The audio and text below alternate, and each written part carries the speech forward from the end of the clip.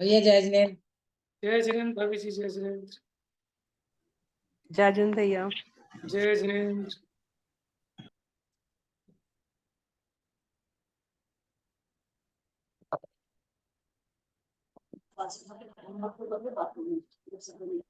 नमो अरिहंताणं, नमो सिद्धाणं, नमो आयरीयाणं, नमो वज्रायाणं, नमो लोय सव्यसाहुनं। मोक्षमार्गस्य नेतारं, भेत्तारं कर्म भूभृतां, ज्ञातारं विश्वतत्त्वानां, वंदे तद्गुणलब्धये। तो कल हमारी थोड़ी सी चर्चा हुई कर्म के निषेकों के बारे में कि कैसे उनमें निषेक रचना होती है, जिसके कारण एक समय में बांधे हुए कर्म अनेक समयों में और अनेक समय में बांधे हुए कर्म एक समय में उदय में आते हैं।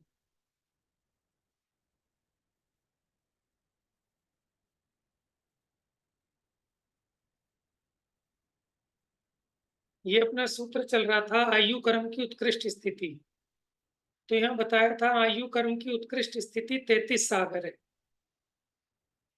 देखो, इसमें सम्यक दृष्टि और मिथ्या दृष्टि, इन दोनों को उत्कृष्ट स्थिति बन सकती है 33 सागर की।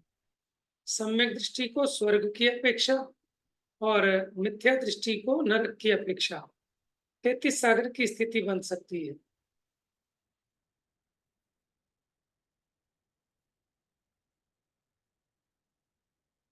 तो सामान्य प्रकृतियों का तो हमने देखा। अब भेद की अपेक्षा देखते हैं। चलिए यहां से पढ़ते हैं। कौन पढ़ेगा आज? मैं पढ़ूं भैया? पढ़िए पढ़िए। यही से ना, जो इस प्रकार है। मूल प्रकृतियों की उत्कृष्ट स्थिति बंध की अपेक्षा उत्तर प्रकृतियों के इस बंध में कुछ विशेषता है, जो इस प्रकार है। 5 ज्ञानावरण, 9 दर्शनावरण, 5 अंतराय, असाता वेदनीय। इन 20 का उत्कृष्ट स्थिति बंध मूल के समान 30 कोड़ा कोड़ी सागर है। साता वेदनीय, स्त्री वेद, मनुष्य गत्यानुपूर्वी, इन 4 का 15 कोड़ा कोड़ी सागर है। दर्शन मोहनीय का 70। हाँ जी, ये कल आपको बता दिया था कि जो हमने देखा था ज्ञानावरण, दर्शनावरण, अंतराय और वेदनीय, इनका 20 कोड़ा कोड़ी कहा था उत्कृष्ट। लेकिन वेदनीय में असाता वेदनीय का तो है 20 कोड़ा कोड़ी, लेकिन साता वेदनीय का उत्कृष्ट 15 कोड़ा कोड़ी सागर है। दर्शन मोहनीय का 70 कोड़ा कोड़ी सागर है। और चारित्र मोहनीय की जो 16 कषाएं हैं, उनका उत्कृष्ट स्थिति बंध 40 कोड़ा कोड़ी सागर है। अब आइए आगे पढ़िए। नाम कर्म में हुंडक संस्थान, असप्राप्ता सपाटिका सहनन, इन 2 का 20 कोड़ा कोड़ी सागर। वामन संस्थान और कीलक संस्थान का 18 कोड़ा कोड़ी सागर। कुब्जक संस्थान सहनन, ठीक है भैया। कुब्जक संस्थान अर्धनारक सहनन का 16 कोड़ा कोड़ी सागर। स्वाति संस्थान नाराज सहनन का 14 कोड़ा कोड़ी सागर। न्याय गोत्र परिमंडल संस्थान व्रज नारक सहनन का 12 कोड़ा कोड़ी सागर। सम चतुरस संस्थान व्रज वृषभ नारद सहनन का उत्कृष्ट स्थिति बंध 10 कोड़ा कोड़ी सागरोपम है। देखिए, संस्थान और सहननों का बताया। एक संस्थान बता रहे हैं, एक सहनन बता रहे हैं साथ में। देखिए, ये नाम कर्म में हुंडक संस्थान सबसे लो कैटेगरी का संस्थान है। ऐसे असम प्राप्ता सपाटी का सहनन सबसे नीचे वाले 6ठे नंबर का सहनन है। तो इन दोनों का तो 20 कोड़ा कोड़ी सागर। लेकिन अब थोड़ा सा इससे ऊपर बढ़े तो 5वें नंबर का वामन संस्थान और सहनन में 5वें नंबर का कीलक, इनका 18 कोड़ा कोड़ी। फिर आ जाओ ऊपर 4थे नंबर का कुब्जक संस्थान और उधर अर्धनाराज सहनन 16 कोड़ा कोड़ी सागर। फिर तीसरे नंबर का स्वाति संस्थान और तीसरे नंबर का सहनन नाराज सहनन, इनका 14 कोड़ा कोड़ी सागर। पुण्यग्रोध परिमंडल संस्थान और वज्र नाराज सहनन, इनका 12 कोड़ा कोड़ी, तो यानी 2-2 कोड़ी कम हो रहे हैं। फिर समचतुर संस्थान ये पहले नंबर का, और वज्र वृषभ नाराज सहनन भी पहले नंबर का सहनन, इनका 10 कोड़ा कोड़ी सागरोपम है। माने जो हल्के वाले सहनन और संस्थान है उनका स्थिति बंध अधिक है, लेकिन जो बढ़िया वाले होते जा रहे हैं तो उनकी स्थिति कम कम है। आगे पढ़िए। 2 इंद्रिय, 3 इंद्रिय, 4 इंद्रिय, सूक्ष्म, अपर्याप्तक, साधारण, इन 6 का 18 कोड़ा कोड़ी सागर।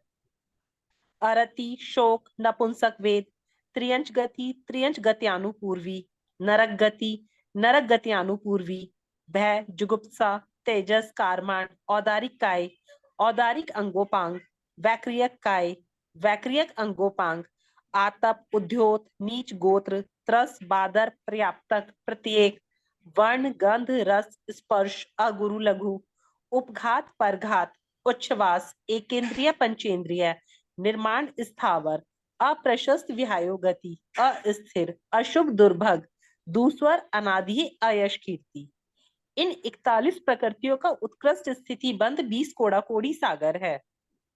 हाँ जी, 20 कोड़ा कोड़ी सागर है इनका। चलिए आगे बढ़िए। हास्य, रति, उच्च गोत्र, पुरुष वेद, स्थिर, शुभ, सुभग, सुस्वर, आदि, यशस, कीर्ति, प्रशस्त, विहायो गति, देव गति अनुपूर्वी, इन 13 का 10 कोड़ा कोड़ी सागर। आहारक काय, आहारक अंगोपांग, तीर्थंकरत्व, इन 3 की उत्कृष्ट स्थिति बंद अंतः कोड़ा कोड़ी सागर है।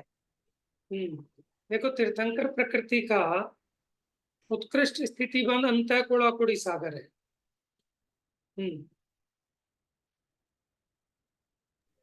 देवायु और नरकायु का उत्कृष्ट स्थिति बंद 33 सागर।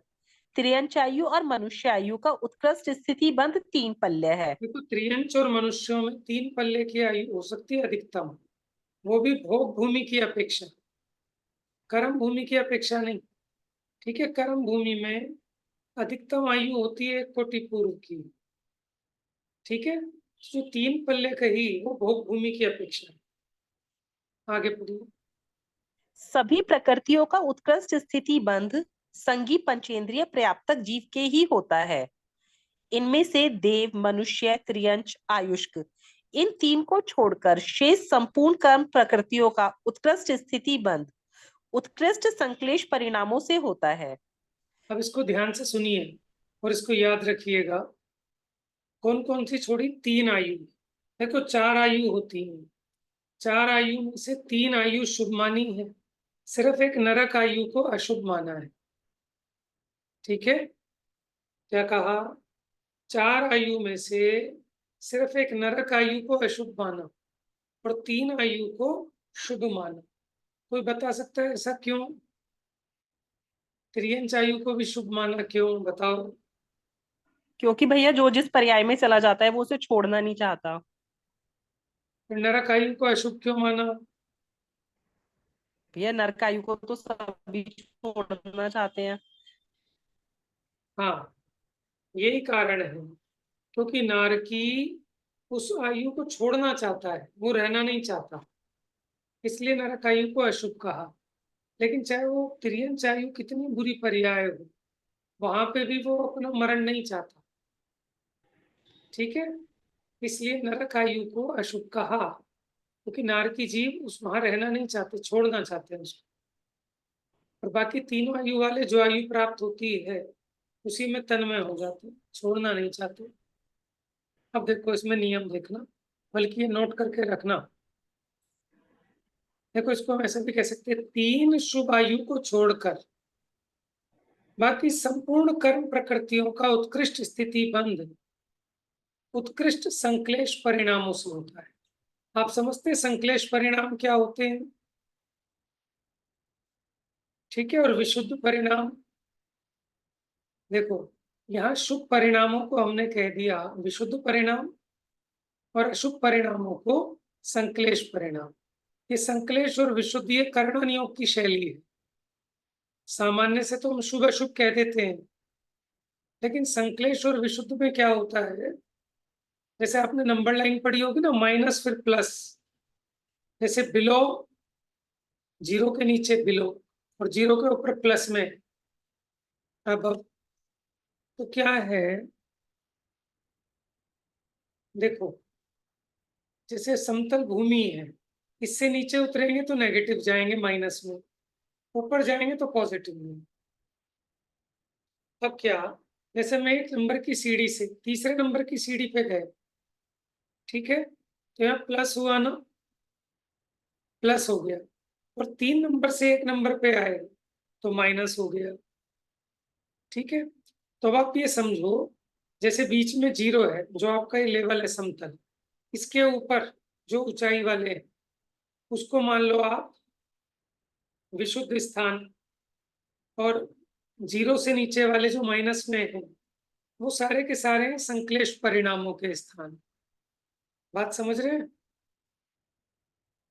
अब क्या होता है, संक्लेशता में वृद्धि होगी तो वो नीचे नीचे जाएगा, ठीक है, और विशुद्धता में वृद्धि होगी तो ऊपर ऊपर जाएगा। विशुद्धता की हानि होगी तो माने वो 5 से 3 पे आ गया, अथवा उसकी 100 नंबर की विशुद्धि थी तो 90 नंबर पे आ गया, तो विशुद्धता की हानि होगी। और विशुद्धता की वृद्धि कैसे होगी, 90 नंबर डिग्री से 100 पे चले गए उसके परिणाम, तो विशुद्धता की वृद्धि होगी। संक्लेशता में भी ऐसी लगाना, संक्लेशता में हानि कब होगी, ये थोड़ा सा ऊपर की तरफ आएगा, है संक्लेश परिणाम, लेकिन संक्लेश परिणामों में हानि होती है, तो हालांकि अभी विशुद्ध तो नहीं हुए, लेकिन जो संक्लेशता में हानि हुई वो भी देखा जाए तो एक शुभ भाव है। ध्यान से सोचना, जो संक्लेशता थी मान लो -90 डिग्री थी, तो -50 डिग्री रह गई, तो संक्लेशता की हानि हुई ना, माने वो जो तीव्रता थी उस तीव्रता में कमी आई। तो यहाँ समझना, देखो थोड़ा सा, मनुष्य आयु, देवायु, तिर्यंचायु, इन 3 आयु के अलावा बाकी जितनी भी कर्म प्रकृतियां हैं, उनका उत्कृष्ट स्थिति बंध उत्कृष्ट संक्लेश परिणामों से होता है, और विशुद्ध परिणामों से इनका जगन्य बंध होता है। किनका? 3 आयु को हटाकर बाकी जितनी कर्म प्रकृतियां हैं। और इन 3 कर्म प्रकृतियों का कैसा होगा, देव, मनुष्य, त्रियंच आयु का उत्कृष्ट स्थिति बंध होगा विशुद्ध परिणामों से। अब 3 आयु का याद रख लो नियम, बस 3 आयु का उत्कृष्ट स्थिति बंध विशुद्ध परिणामों से होगा, ठीक है, और इन 3 आयु का जगन्य स्थिति बंध संक्लेश परिणामों से होगा। यानी इसके साथ डायरेक्ट प्रपोर्शन है कि विशुद्ध परिणामों की वृद्धि होगी, विशुद्ध परिणाम होंगे तो 3 आयु का उत्कृष्ट बंध होगा, संक्लेश परिणाम होंगे तो इन तीनों आयु का जगन्य स्थिति बंध होगा। और इन 3 आयु को हटाकर बाकी जितनी कर्म प्रकृतियां, अभी स्थिति की बात चल रही है, स्थिति बंध की, 3 आयु को हटाकर बाकी जितने कर्म बचे उनकी स्थिति के साथ अपोजिट है, उनका जो इनवर्स प्रपोर्शन। कैसे इनवर्स रिलेशन कैसे है कि जो तीनों आयु के अलावा बाकी जो कर्म प्रकृतियां हैं उनका उत्कृष्ट स्थिति बंध संक्लेश परिणामों से होगा, ठीक है, और बाकी 3 आयु को हटाकर शेष कर्म प्रकृतियों का जगन्य स्थिति बंध विशुद्ध परिणामों से होगा। समझ रहे हैं आप? चलिए आगे बढ़िए। ये टोडरमल जी ने भी लिखा है पहले अध्याय में, पहले या दूसरे अध्याय में। आगे बढ़िए।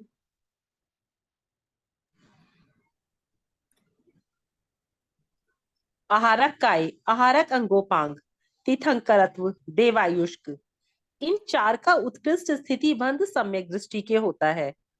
शेष समस्त कर्म प्रकृतियों का उत्कृष्ट स्थिति बंध मिथ्या दृष्टि जीव के होता है। हाँ जी। अब जगन्य स्थिति आहार काय, आहारक अंगोपांग, तीर्थंकरत्व और देवायुष्क,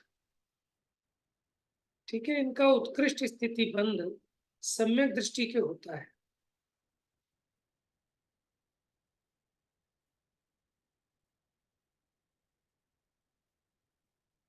देखिए बाकी में तो वो सम्यक दृष्टि के ही बनता है, आहार काय भी, आहारक अंगोपांग भी, और तीर्थंकरत्व प्रकृति भी।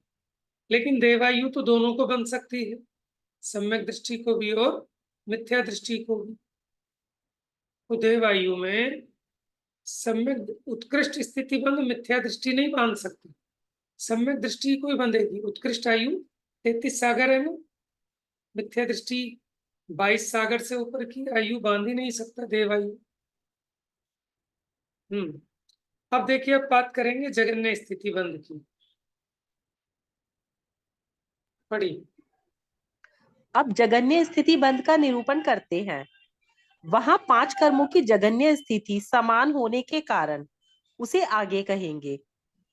3 में विशेष होने के कारण क्रम का उल्लंघन कर पहले उनकी ही बताते हैं।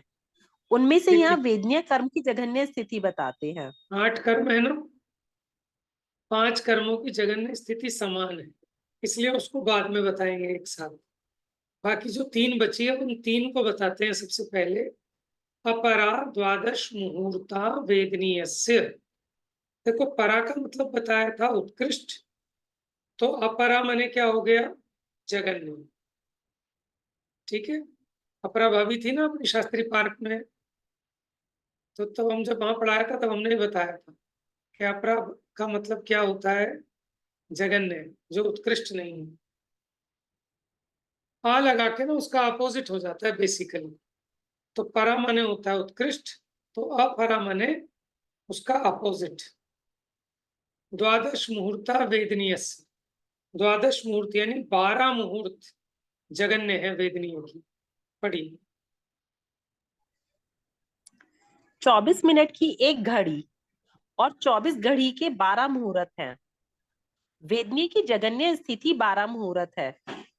अब नाम और गोत्र की जगन्य स्थिति बताते हैं। नाम गोत्रियो रष्टो, रष्टो माने अष्टो, नाम और गोत्र कर्म की 8 मुहूर्त है, जगन्य की बात है। यहाँ पिछले सूत्र से अपरा और मुहूर्ता पद की अनुवृत्ति है। 16 घड़ी के 8 मुहूर्त है। नाम और गोत्र की जगन्य स्थिति बंद 8 मुहूर्त है। देखो एक मुहूर्त में 2 घड़ी होती है, ठीक है, एक घड़ी में 24 मिनट होते हैं, तो 48 मिनट का एक मुहूर्त होता है, ठीक है। एक मुहूर्त में 2 घड़ियां होती। अब शेष 5 कर्मों की, शेषानाम अंतर मुहूर्ता, बाकी जो 5 बचे उनकी जगन्य स्थिति कितनी, अंतर मुहूर्त। तो वेदनीय की जगन्य बताई 12 मुहूर्त, नाम और गोत्र की बताई 8 मुहूर्त, और बाकी पांचों की अंतर मुहूर्त। बड़ी। शेष की अंतर मुहूर्त है। यहाँ अपरा पद अनुवर्तित है। एक आवली में एक समय अधिक से लेकर 2 घड़ी में 2 समय कम पर्यंत का काल अंतर मुहूर्त है। वेदनीय नाम गोत्र इन 3 की जगन्य स्थिति बंध बता दिया है। इन्हें छोड़कर शेष रहे ज्ञानावरण, दर्शनावरण, मोहनीय, आयुष और अंतराय, इन 5 कर्मों की जघन्य स्थिति बंद अंतर मुहूर्त है।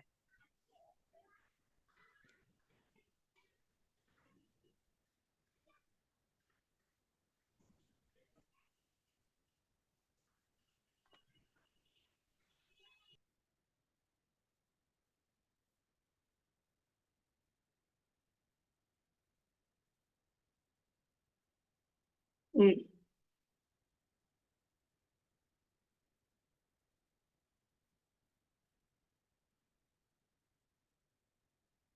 देखिए पहले इतना समझ लेते हैं।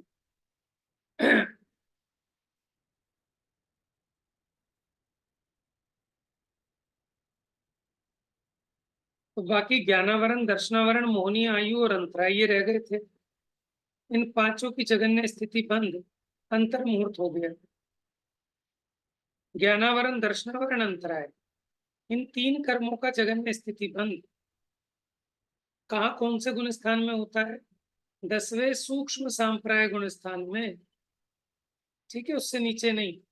इनका जगन्य स्थिति बंद होता है। और मोहनीय का 9वें में, 9वां गुण स्थान है अनिवृत्ति कर्म, वहां जगन्य स्थिति बंद होता है। और आयुष्क का संख्यात वर्ष की आयु वाले कर्म भूमि मनुष्य त्रियंश के जगन्य स्थिति बंद होता है। क्योंकि भोग भूमि में तो 3 पल्ले है, और जो जगन्य आयु आपने बताई अंतर मूर्त बताई, तो वो अंतर मूर्त वाली किसको बन सकती है? कर्म भूमि के मनुष्य या त्रियंश की, क्योंकि एक इंद्रिय, 2 इंद्रिय सब त्रियंश है। मनुष्य की कैसे हो सकती है अंतर्मूर्त की? तो बिल्कुल हो सकती है। माँ के गर्भ में आया और अंतर्मूर्त में मर गया जन्म से पहले ही। समझ में आया? माने जब वो माँ के गर्भ में आया तभी उसकी वो, माने देखो वैसे तो पुरानी आयु का क्षय होते ही नई आयु का पैकेट खुल जाता है। ठीक है, नवीन आयु तो वहीं से चालू हो गई विक्रय गति से, लेकिन वो अधिक से अधिक 3 समय की होती है। चौथे समय में माँ के गर्भ में आ गया और वहां अंतर्मूर्त काल पूरा होते ही मरण को प्राप्त हो गई। अथवा जो अपर्याप्तक सम्मूर्छन है, ठीक है, लब्ध पर्याप्तक सम्मूर्छन मनुष्य होते हैं ना हमारे शरीर के आश्रय से, उनकी आयु कितनी होती है? एक श्वास के 18वें भाग। ठीक है, वो भी अंतर्मूर्त ही है। अब देखो अंतर्मूर्त कितना होता है? एक आवली में एक समय अधिक से लेकर 2 घड़ी में से 2 समय कम तक अंतर्मूर्त कहलाता है। ठीक है, यानी मुहूर्त में से 2 समय कम करो तो वो उत्कृष्ट अंतर्मुहूर्त है। और जगन्य एक आवली प्लस एक समय। देखिए देव और नारकी की जगन्य आयु 10,000 वर्ष है। मोहनीय में क्रोध कषाय की जगन्य स्थिति 2 महीने, मान की 1 महीने, माया की 15 दिन और लोभ की अंतर्मुहूर्त। माने देखो जो स्थिति बंद होता है उसमें उसकी अबाधा भी होती है, दोनों चीजें होती हैं। अबाधा मतलब जब तक सत्ता में पड़ा है, ठीक है, और उसके बाद उसकी निषेक रचना जब वो उदयावली में आना चालू हो जाए, जब तक उस निषेक का लास्ट परमाणु उदय में नहीं आ जाता, ठीक है, तब तक की स्थिति काउंट की जाती है। तो क्रोध कषाय की जगन्य स्थिति 2 महीने। देख लो भैया, क्रोध नहीं करना, इसलिए क्रोध किया तो कम से कम भी अगर स्थिति बंद होगा तो 2 महीने का है। ठीक है, उस 2 महीने में थोड़ी अबाधा होगी, उसके बाद वो आता ही रहेगा। इसीलिए लोग बाग बुराई ज्यादा करते रहते हैं दूसरों की, है ना, तो क्रोध प्रकृति ज्यादा बनते हैं। मान का 1 महीने का, माया का 15 दिन और लोभ का अंतर्भूत, ये जगन्य है। उत्कृष्ट कितना था? 40 कोड़ा कोड़ी सागर था। और पुरुष वेद भैया का 8 वर्ष। हाँ भैया जी पूछिए। मतलब इसमें ये समझ नहीं आई मुझे बात, क्रोध का कैसे उदय आता रहेगा? एक बार बांधेंगे देखो स्थिति बंद होता है उसका टाइम पीरियड कितने टाइम तक आपके साथ रहे, तो जो स्थिति बंद होता है उसमें थोड़ी तो होती है दो अबाधा। महीने अबाधा का मतलब जब तक वो सत्ता में पड़ा तक रहेगा उदय क्रोध में ही नहीं आएगा। करेंगे। हाँ जी, आवाज नहीं आ रही आपकी, अनम्यूट होके जी बोलिए। भैया सुन रही हूँ। जी भैया, जी भैया सुन रही हूँ। हाँ पूछिए ना, आपका प्रश्न अब क्या है?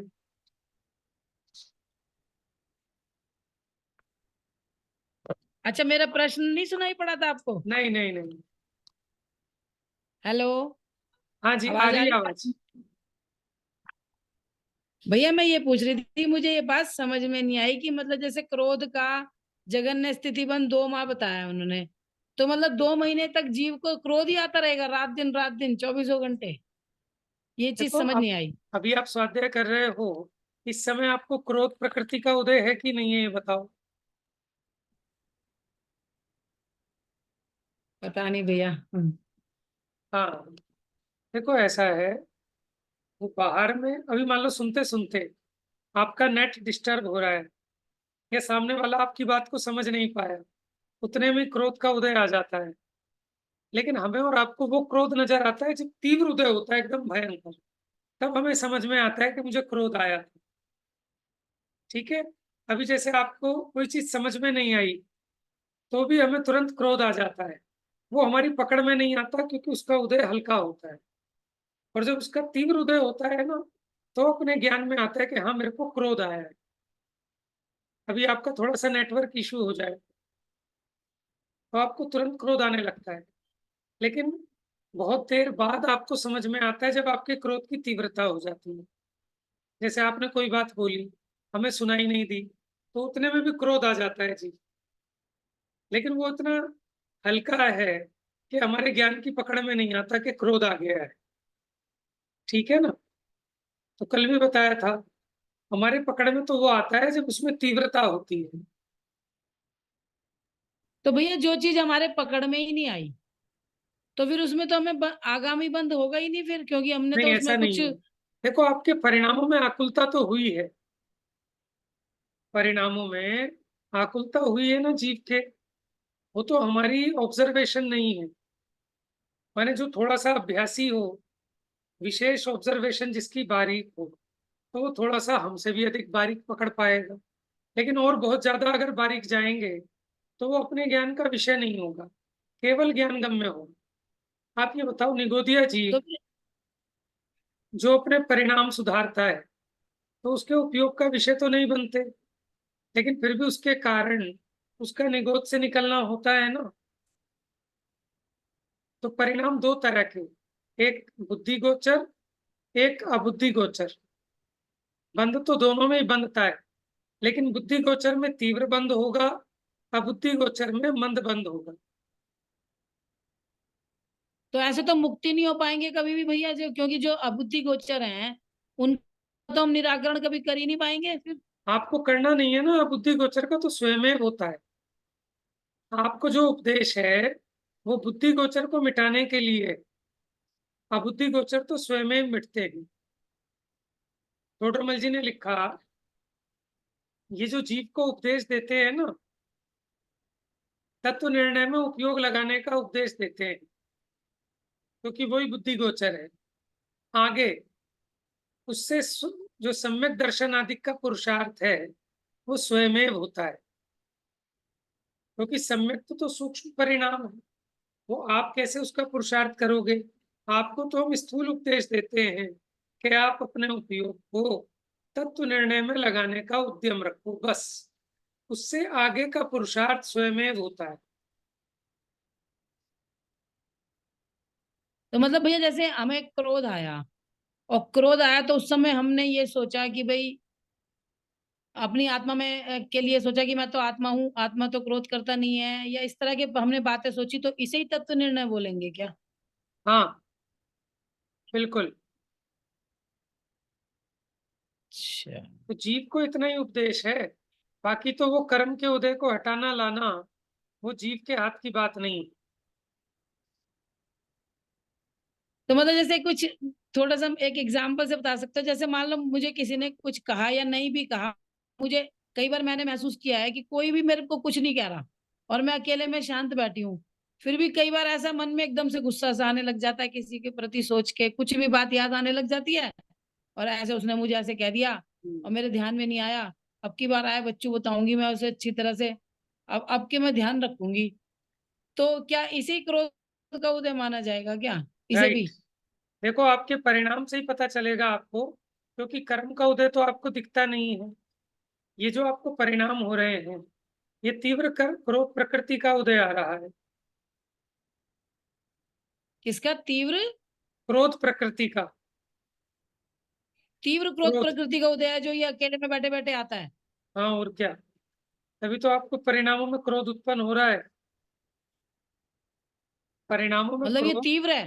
हाँ, अब देखो तीव्र में भी ना हमने आपको बताए थे कि कैटेगरीज होती हैं, तीव्र, तीव्रतर, तीव्रतम।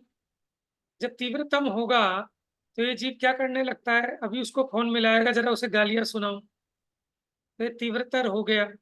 और फिर कहोगे अभी ईंट लेके जाऊं उसका सर फोड़ के आऊंगी, वो तीव्रतम हो गया। समझ में आ रहा है ना, मंद होता है ना पर भैया तो। एक पर हाँ भैया एक जी, बात बताओ कि जब मेरे परिणाम इतने आ ही रहे हैं, इतने क्रोधित परिणाम आ ही रहे हैं मेरे, मैं जबरदस्ती नहीं ला रही, मैं जानबूझ के नहीं ला रही, मैं तो सोच रही हूँ कि नहीं भाई, शांत शांत शांत। तो मुझे एक बात बताओ कि फिर जब इतने तीव्र क्रोध परिणाम आ रहे हैं, तो परिणामों के उदय के काल में ही परिणाम को कैसे संभालूं फिर मैं? देखो टोडरमल जी ने लिखा है कि जीव का उद्यम तो बस इतना ही है, और उपदेश भी इसी प्रकार है, और इससे मुख्यपने परिणाम सुधरते ही हैं। कदाचित किसी के ना सुधरे तो ना सुधरे, फिर हम यही कहेंगे कि होनहारी ऐसी है जीव की।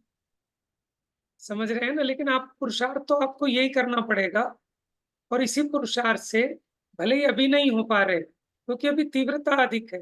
देखो जब कर्म का उदय तीव्र होता है तो वहां उपदेश भी कार्यकारी नहीं होता लेकिन वो सदाकाल तो तीव्र नहीं रहता उदय, 5-10 मिनट में हल्का पड़ जाता है, और उस काल में वो उपदेश कार्यकारी होता है। फिर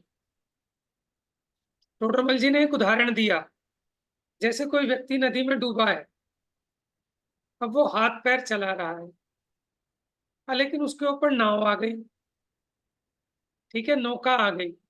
अब उसका तो उद्यम अब होगा नहीं, ठीक है, लेकिन जब उसके ऊपर नौका नहीं है, अब हम उसे उपदेश करें कि तू हाथ पैर मार, तो वो निकल सकता है।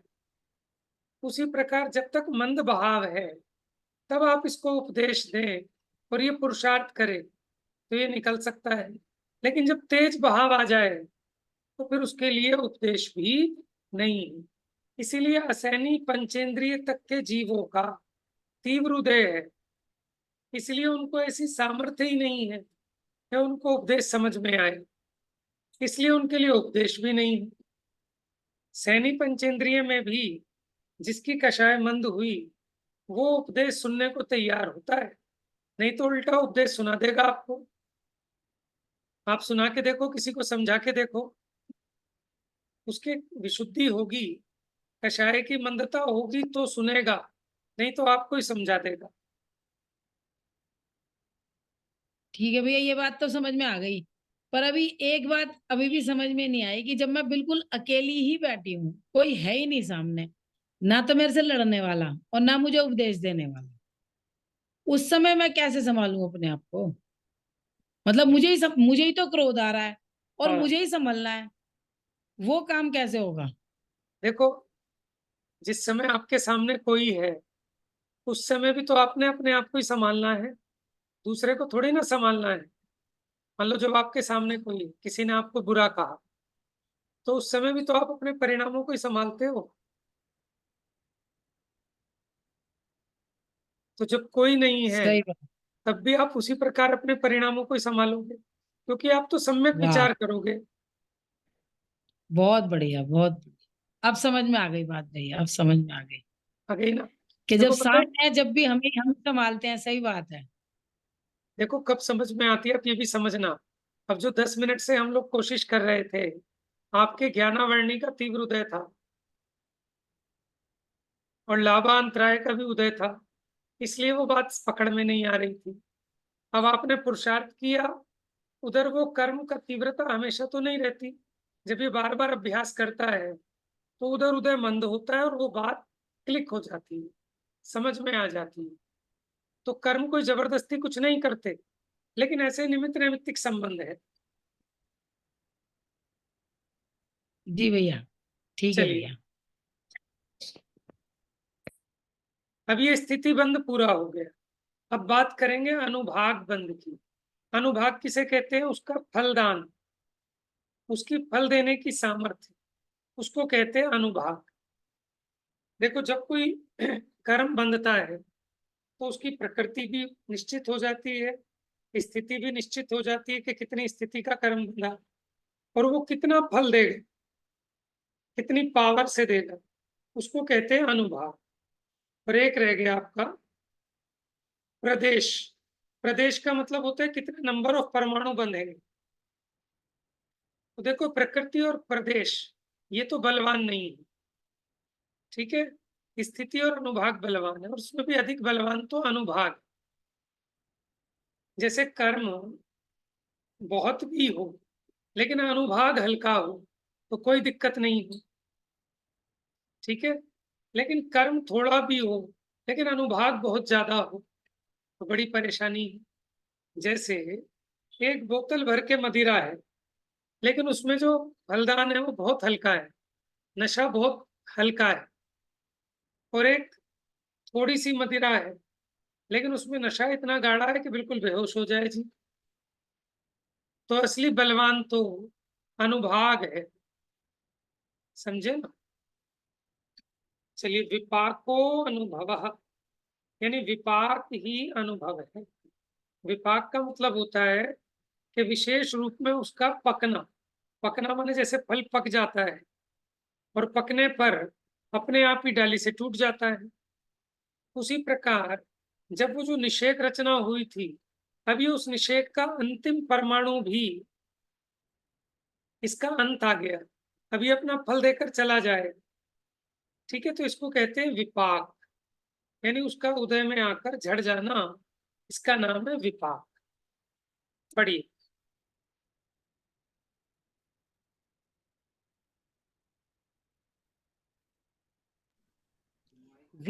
विशेष रूप में, पाक पकना, कर्मों का पककर उदय होना, अपना फल देना विपाक है। कर्म का रस उदय में आना अनुभव है। यहाँ विपाक के दो अर्थ हैं, विशिष्ट पाक, अविशिष्ट पाक। पहले छठवें अध्याय के छठवें सूत्र द्वारा बताए गए तीव्र मंद आदि भावों के विशेष से कर्म का रस विशेष होना विशिष्ट पाक है। द्रव्य, क्षेत्र, काल, भाव, रूप, निमित्त के भेद से विविध विविध रूपों में उदय आना अविशिष्ट पाक है।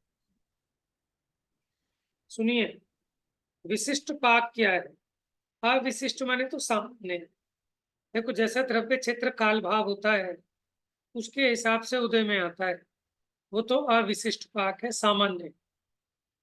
लेकिन तीव्र मंद ज्ञाता ज्ञात पढ़ा था ना आपने कि जीव के अगर तीव्र भाव है तो जो कर्म का फल है वो भी तीव्र हो जाएगा। अगर इसके परिणामों में मंदता है तो कर्म का फल भी मंद हो जाएगा।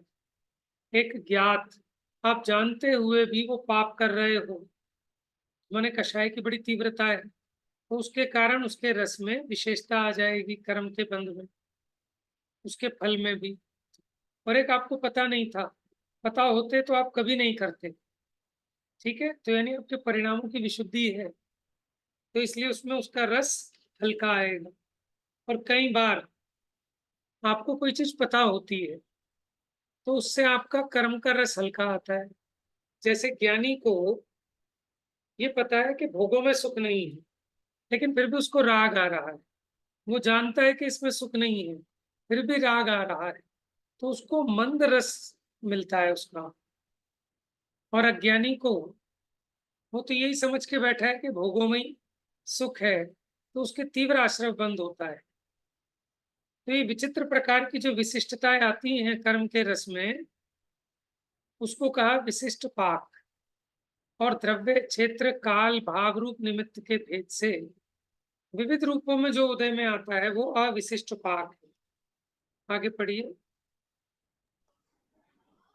शुभ परिणाम के प्रकर्ष से शुभ प्रकृति का उत्कृष्ट और अशुभ प्रकृति का निष्कृष्ट या हीन अनुभाग बंद होता है।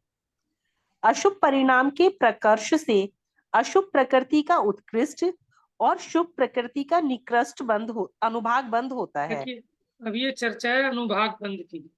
भाभी जी, आप कुछ पूछ रहे थे, पूछिए पहले। भैया आपको कैसे पता चल जाता है मुझे कुछ पूछना है?